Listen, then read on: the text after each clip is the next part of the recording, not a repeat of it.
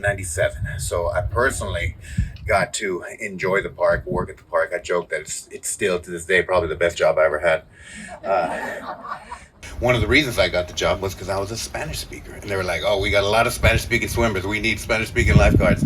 That were in the morning. I remember Beverly Sheffield actually would come and do his morning swim here. I got to meet him as a guard, and there were so many elderly folks who would come and swim religiously every morning at the park. We got to know them, and I just had such a tremendous respect for them.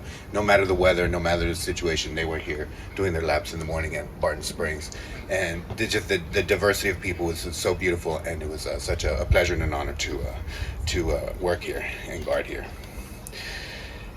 I will do the acknowledgement of the lands of Barton Springs.